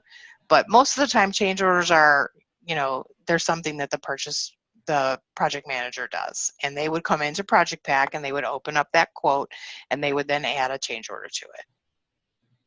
And so when that time comes, we'll definitely look into that. And honestly, it's something that maybe you guys want to start teaching them, just because once you guys get shop pack, it'll be so seamless for them to go in and make those change orders. Or maybe you guys are going to keep making change orders. I don't know. I mean, there's no rule that says that. Something to discuss. We haven't really thought about that. But, yeah, it's just one of those things where, a lot of times in RFI, they will start asking questions about it. An engineer might start asking questions about it. That color is no longer available. We're going to use this instead. They pick a Pionite. You quoted it with a Wilson Art. Well, guess what? That's a change order. So who writes it? And like I said, most of our customers say that it would be the PM that would write it. But I do find that, obviously, if you've got some information when you're doing a quote and you can get as much information as you can in that quote, well, that's wonderful, and that's going to help engineering. If you are buying some weird piece of metal from some weird vendor that isn't even really in the makeup here yet, You're going to add that in as a line or an item like we did down below, and then you're going to put some notes about it. Talk to Bob. He's holding this price for 6 months. This is their phone number. I mean, you can put all that information in the notes so that when it comes over, they see it. It's all there for them. If you did an RFI or a transmittal to that guy, you've got it. If you did a PDF and he sent you back a PDF for the vendor quote, you're going to attach it to the bill or to the quote that you have here. Just by going up to your project tab, you're going to put it into your server anyway. You already do that with documents, so you're going to have thrown it in there. They're going to have all that information. I just see a lot of pushback when the engineers go to start drawing this with the whole, they didn't give me enough information when they quoted this. And it's like, it's not really their gig. I mean, their gig is to get as close as they can to the price. So, and I'll be the first one to stand up for you guys when that comes to happen. I'm going to play this back a lot. Well, you won't need to, because if I'm sitting in a room with them like this and they say, well, I need the estimators to tell me exactly what color it is. Well, they're going to put the color, if they have it, from the spec in that job spec information. And you can see that job spec information. It's going to come over. But there's a really good chance that that color doesn't even exist anymore. So honestly, they're not going to take a ton of time. They're certainly not going to add it to the library. I've seen people start adding library laminates, and it makes my skin crawl. Do not do that. There's no reason. That's a huge waste of your time. Yeah, like in our current system, I think we have like 500 different polls in there, because every time it's a different poll, like we got to add it in there. Yeah, and there's no reason to do that. When we go to write a PO in ShopPack for an item that is not a library item, it's just directly purchased against the job. And we have a record of it. We'll see it. We'll know who we bought it from, what PO we used, what the stock number was, everything. But there's no reason for you to have added that to the library. Now you can. I mean, I'm not saying don't add some cool things to your library that you need, especially if you're going to use them again. Rule of threes. If you use it once, yay. If you use it a second time, cool. If you see that you're going to buy that same thing a third time, or you're putting in a quote, add it as a library item. Super easy to add a library item. You just click on the library box and it opens up your library, and you just stick it where you want it to be. Now it's suddenly a library item. Yep. No skin off your nose. Just make sure you check it. All the things we end up buying, like the plexiglass glove holders for these one-time cabinets and like that. Yeah, and if those are something that you guys use and buy all the time, then gosh, let's add them to the library. Let's give them their own division and subdivision, so all you got to do is drag them in whenever you need one. But, laminate's a big deal. Yeah, don't do that. So yeah, ShopPack, the whole point of it, it's going to take your apple that is project pack and that quote, and it's going to compare it to the apple that is labor and material in ShopPack. So we have that true apple to apple comparison. So we can see, okay, you guys said it was going to take this long. It really took this long. Why? What was different about it? What changed to make it be this cost? Did we buy material at a really great price? Did you guys quote it too high? Did we bring in temps? They work slower, but they cost less money. So even though our hours were over by 10%, our cost for labor was under by 15%. Yay, we win. So we can start to see that job costing just by running a couple of very simplistic reports. I could look at a job cost report, just a basic job cost report, and know exactly what happened. Oh, they hired out their install. So that's why the install number was so high here, but now we've got a great big number on our subcontractor. Boom, it's a one-to-one match, we're good to go. I always quoted everything like I was going to install it, and I hardly ever did. Because it would always cost more if we did send our installers out. Because I was sending cabinet makers out. I was sending custom cabinet makers out to do my installs. The guy's making $35 an hour. I could hire somebody as a subcon to do that for way less money. So that's the kind of stuff that we'll start to look at once you have ShopPack. Okay. Sound good? So if we're going to have a PM in Project Pack doing change orders and stuff, we may have to look at getting another license. Yeah, well, we'll cross that bridge when we come to it. Again, maybe You know, and we don't ever oversell that. I mean, you'll see that that's just not our gig at all. And I'm not a salesperson by any stretch. I mean, I used ShopPack for 13 years. That's what I But live. if Bob is getting in there changing pricing for you guys, He shouldn't have, Bob shouldn't be in our stuff, I don't think. I was told originally that they would be. So would our material order be into Project Pack? No, sir. Okay. The person doing all the material ordering would be in ShopPack, and they would, the purchaser, is that what you mean? Right. Mhm. Yeah, the purchaser is probably the one person that will take up the most time inside of Project Pack. ShopPack, excuse me. Wow, now you got me doing it. So ShopPack is much more part-time. You've got, you know, a guy that's out on the receiving floor, and he pops into ShopPack for 5 minutes to receive in something, and then he leaves. You've got the person doing accounting that reconciles that PO for, you know, a couple of hours, and then they're out. You've got a PM that goes in and checks to see if material's here and what's happening with their job, etc., and then they're out. The purchaser is the one person that's probably in there much more during the course of a day. There were days I'd write 100 POs in a day. So I lived inside of it, but then I also did all the billing too. So, but yeah, ShopPack is definitely more, it's much broader, but it's lots of different people in that pie working with it. Whereas with Project Pack, you've got this lovely handful of people that are using it nonstop. You guys get in the morning, you quote all day long, you leave. Well, I think in the beginning, I think it was maybe Russ, like some conversation I was having with him and Dave, that said something about the purchaser getting into Project Pack to update material costs. Well, that can be if you want them to be that person. I know at my company, you know, as the director of purchasing, I was the one that went in and made sure pricing looked good. But if that's not something you want, if you want your estimators to do that for you, then you can do that. It doesn't matter. But if you're a ShopPack user, you do have a sign-on for Project Pack. It originates there. You just might not give them any kind of abilities inside of Project Pack. Okay. So, you know, I didn't let my estimators update pricing. As the purchaser, we updated pricing. We were the only ones that did it. And it'll do it automatically when you purchase something.